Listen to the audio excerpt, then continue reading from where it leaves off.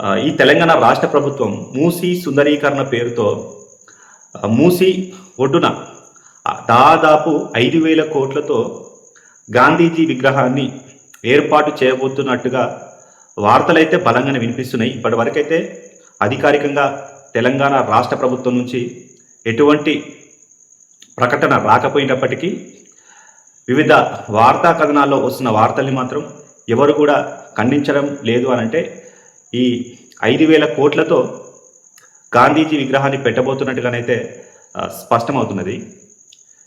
నిజం చెప్పాలంటే మూసీ నది ఒడ్డున గౌరవనీయులైనటువంటి గాంధీజీ విగ్రహం కోసం 5,000 కోట్లు వెచ్చించాల్సిన అవసరం ఉన్నదా నేను అడుగుతున్నా రాష్ట్ర ప్రభుత్వాన్ని. ఇక్కడ నేను గాంధీజీ గారిని కించపరిచే విధంగా ఏం నేను మాట్లాడట్లేదు.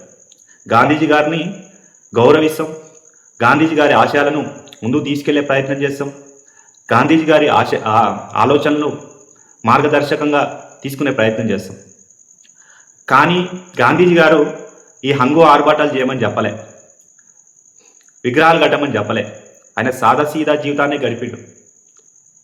సరే, నిజంగా తెలంగాణ రాష్ట్ర ప్రభుత్వానికి గాంధీజీ ఆశయాలను గాంధీజీ సిద్ధాంతాలను ముందుకు తీసుకెళ్లాలనంటే, భవిష్యత్ తరాలకు అందించాలని అనుకుంటే అనేక వనరులు ఉన్నాయి, అనేక మార్గాలు ఉన్నాయి.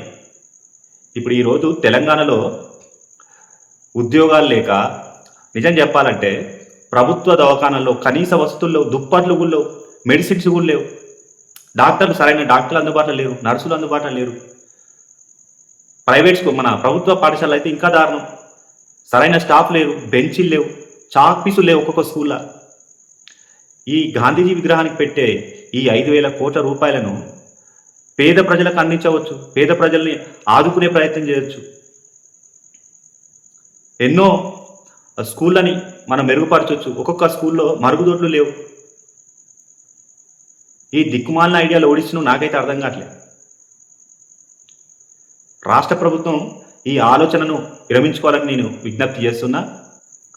లేని ఎడల ఖచ్చితంగా ఈ విగ్రహం అడ్డుకునేందుకు త్వరలోనే ప్రయత్నాలు చేస్తామని తెలియజేస్తూ నేను వీడియో చేస్తున్నా. థ్యాంక్ యూ, ధన్యవాదాలు.